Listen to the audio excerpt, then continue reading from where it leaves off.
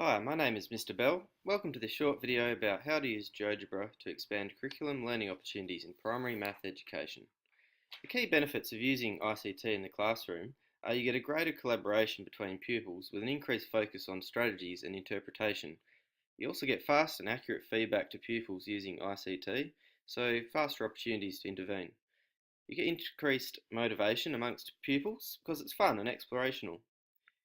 Also get an inclusive learning environment because students who normally are unlikely to participate have a bit more freedom to take risks. The effective use of technology in mathematics classroom depends a lot on the teacher. A teacher could use ICT well to enhance learning opportunities by leveraging on the technology to teach a lesson, or poorly by using it to entertain students or just to give themselves a break. ICT should be used to create mathematical tasks that take advantage of what technology can do efficiently and well, which is graphing, visualizing, and computing. Teachers can maximise the impact of ICT in maths by using ICT as a tool in working towards learning objectives, developing a knowledge of the media software available themselves, considering how to provide access to ICT resources for all, incorporating the use of portable ITC equipment in teaching, so it's no use if students only have access to these resources at home unless they receive some remote support from the teacher, for example, a how-to video.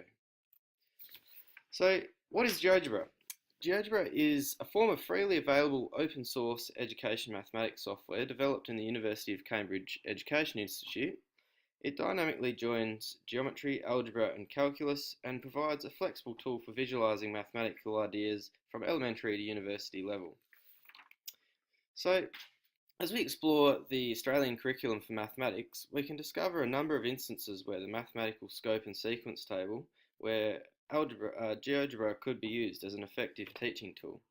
For example, let's explore the Year 1 content descriptor, recognise and classify familiar two-dimensional shapes and three-dimensional objects using obvious features. So I'm going to show you how ICT, in this case Geogebra, can be used to support learning across the mathematics curriculum and allow effective communication between teachers and learners.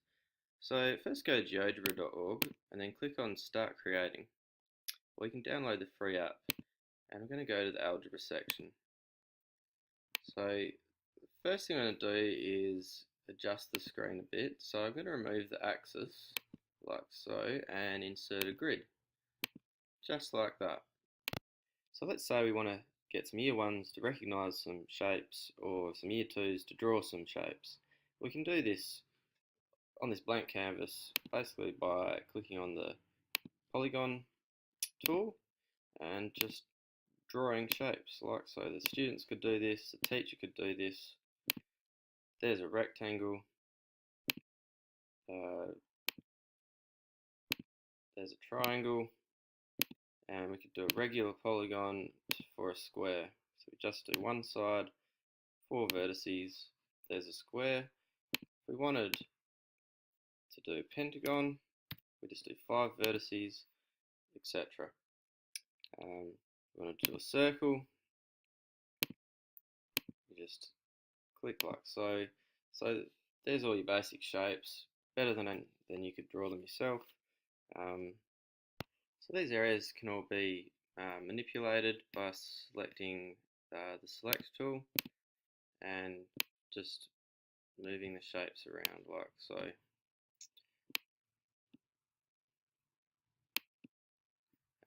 And over here you'll see the polygons have all got their own name and they can be highlighted or not, and they've got this number here is their area, which changes obviously as you change the shape. Okay, so let's say we wanted to teach some year 3s using GeoGebra. These are all content descriptors that you could use GeoGebra to demonstrate, but I'm going to just look at identifying symmetry in the environment. So if we head back to GeoGebra, we can use GeoGebra to explore symmetry. We can import our own images by clicking on this tool and then image, and I've already got some there. And then we can draw a line through it by selecting the line tool and just putting 2 dots anywhere like so, and then go back to the select tool and the line can be moved to try and work out whether the object is symmetrical or not. And students could do this, teachers could demonstrate it. It's a really good tool. So if you look at the Year 4 scope and sequence, these are all content descriptors that I believe Geogebra could be used to teach. I'm just going to look at compare angles and classify them as equal to, greater to, or less than a right angle, just as an example. So back to Geogebra, and here I've got some triangles drawn, and what we can do is get students to try and guess whether, or work out whether the angle is less, greater than, or more than a right angle, and then we can actually give them the answer, or they can find out themselves by clicking on the angle tool and then selecting 3 points or 2 lines, and there you go, that one's 90 degrees. Let's see what this one is. That one's 96 degrees. Okay, and what about this one? That's 33 degrees. So it's a quick and easy way to show students the exact dimensions of the triangle without having to draw them yourself. So now looking at the Year 5 scope and sequence table, I'm going to show you how Geogebra can help you connect three-dimensional objects with their nets and other two-dimensional representations. So another really useful tool in Geogebra is being able to search through their materials. So I want to help some Year 5s identify some cube nets, so I'll just search there, and here we have the net of a cube. So here it has all the 11 different patterns for a cube, and has a really good slider bar here which demonstrates how the net becomes the cube. And here's another one,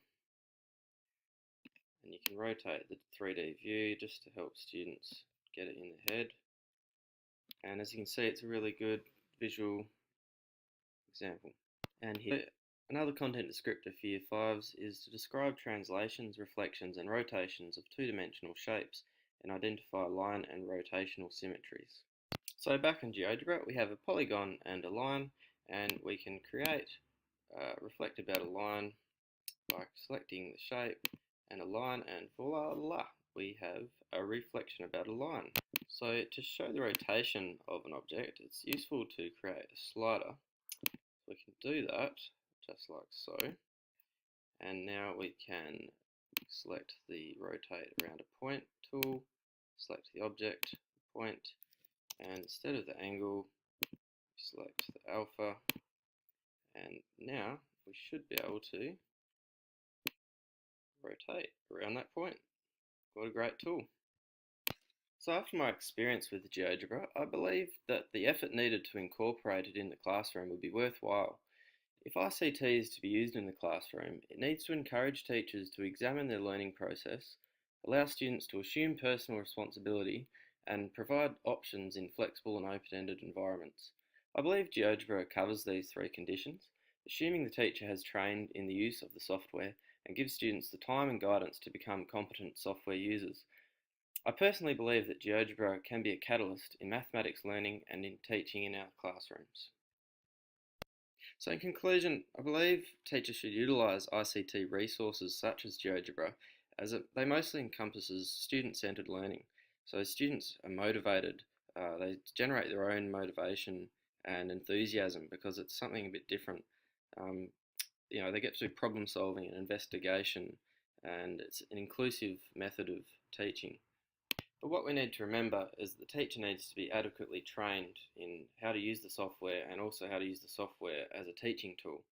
So it's not the software itself, but how it is used that will determine the effectiveness of the lesson.